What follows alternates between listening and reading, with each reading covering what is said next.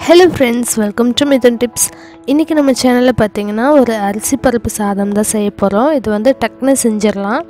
ரொம்ப நேரம் வந்து எல்லா இன்கிரிடியன்ட்ஸும் வதக்கணும் அப்படிங்கற அவசியம் இல்ல. நம்ம வெங்காயம் மட்டும் வதக்கினா போதும். மீதம் இருக்க இன்கிரிடியன்ட்ஸ்லாம் அப்படியே மிக்ஸ் பண்ணி விட்டு நம்ம குக் பண்ணி எடுத்துக்கலாம் சாதம் வந்துட்டு. சோ ரொம்பவே சிம்பிள் அண்ட் இன்ஸ்டன்ட்டா செய்யக்கூடிய இந்த அரிசி பருப்பு சாதம் எப்படி செய்யலாம்னு பார்க்கலாம் வாங்க. இந்த சாதம் செய்யிறதுக்கு முதல்ல அரைக்க தேவையான பொருட்கள் பார்த்துடலாம்.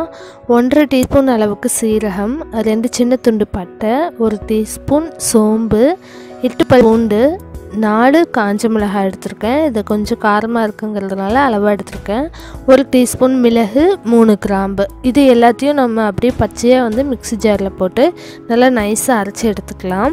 அதுக்கப்புறம் ஸ்டவ் ஆன் பண்ணிவிட்டு ஒரு குக்கரில் கொஞ்சமாக தேங்காய் எண்ணெய் விட்டுக்கலாம்.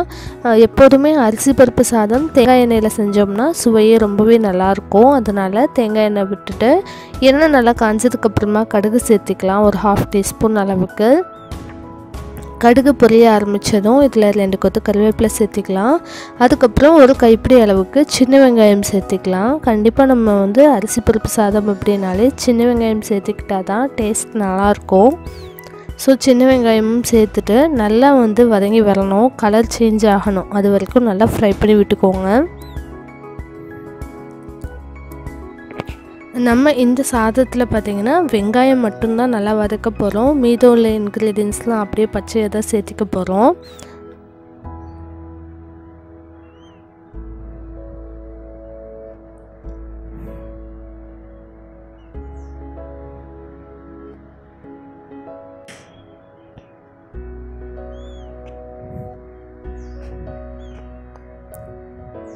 ஸோ இப்போ பார்த்திங்கன்னா இந்தளவுக்கு வெங்காயம் நல்லா வதங்கி இருக்கணும்.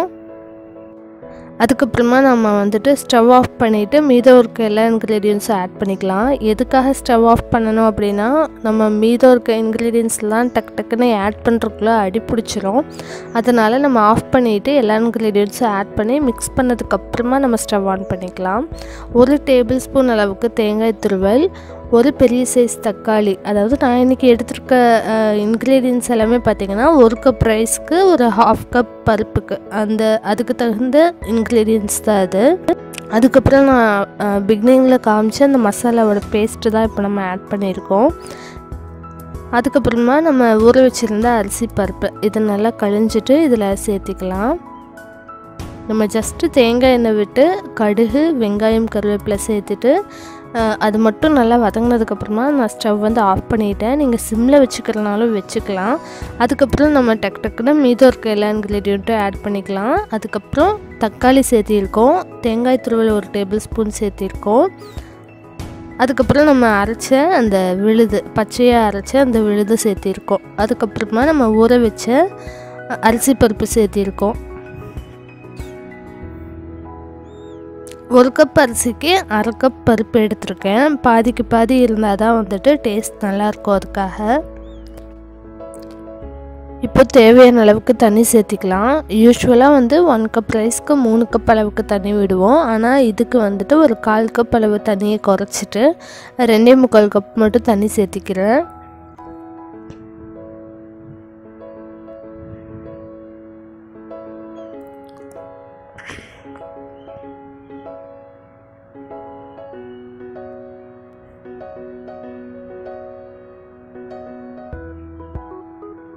விட்டுட்டு தேவையான அளவுக்கு உப்பும் சேர்த்திக்கலாம்.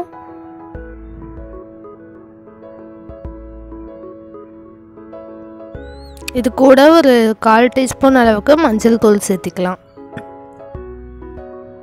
அவ்வளோதான். இது கூட நம்ம வேறு எந்த இன்க்ரீடியண்ட்டும் ஆட் பண்ண போகிறது கிடையாது.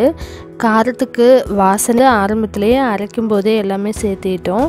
ஸோ இது வந்துட்டு அவ்வளோதான். நல்லா மிக்ஸ் பண்ணி விட்டுட்டு உப்பு எல்லாமே கரெக்டாக இருக்கா அப்படின்னு டேஸ்ட் பண்ணி பார்த்ததுக்கப்புறமா நம்ம ஸ்டவ் ஆன் பண்ணிவிட்டு ஒரு கொதி வந்ததும் நம்ம வேணாலும் மூடி போட்டு வைக்கலாம், அல்லது நம்ம ஆரம்பத்துலேயே மூடி போட்டு வச்சுக்கலாம். ஸோ இப்போ எல்லாமே நல்லா மிக்ஸ் பண்ணி விட்டுட்டு அதுக்கப்புறமா நான் மூடி போட்டு வச்சிடுறேன்.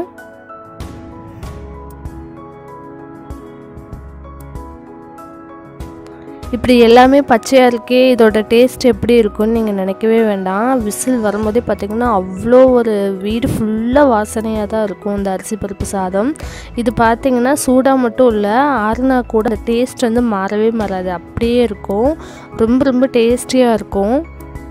இப்போ பார்த்திங்கன்னா ஒரு 3 விசில் எப்போதும் போல் விட்டு எடுத்தாச்சு. சுட சுட சாதம் பார்த்திங்கன்னா ரெடி ஆயிடுச்சு. நம்ம தண்ணி வந்து குறைவாக ஆட் பண்ணியிருக்கிறதுனால சாதம் பார்த்திங்கன்னா நல்லா உதிரியாக தான் இருக்குது. இந்த சாதம் செஞ்சதும் பார்த்திங்கன்னா விசில் வரும்போதும் சரி, லிட்டு ஓப்பன் பண்ணும்போதே சரி, நல்ல கமன்னு வீடு ஃபுல்லாக வாசனையாக தான் இருக்கும். சீரகம், சோம்பு, பட்டை, கிராம்பு இதெல்லாமே ஆட் பண்ணியிருக்கிறதுனால அவ்வளோ ஒரு வாசனையாக நல்ல சுவையாகவும் இருக்கும். இந்த சாதத்துக்கு சைடிஷாக பார்த்திங்கன்னா கத்திரிக்காய் வறுவல் அல்லது உருளைக்கிழங்கு வறுவல் வச்சு சாப்பிட்டா ரொம்பவே நல்லாயிருக்கும். நல்லா சுட சுட சாதத்தில் கொஞ்சமாக நெய் ஆட் பண்ணிவிட்டு அதுக்கப்புறமா நம்ம இந்த மாதிரி கத்திரிக்காய் அல்லது உருளைக்கிழங்கு வறுவல் வச்சு சாப்பிடும்போது அவ்வளோ நல்லாயிருக்கும். நம்ம லஞ்ச் பாக்ஸ்க்கு கூட இந்த மாதிரி கொடுத்து அனுப்பலாம்.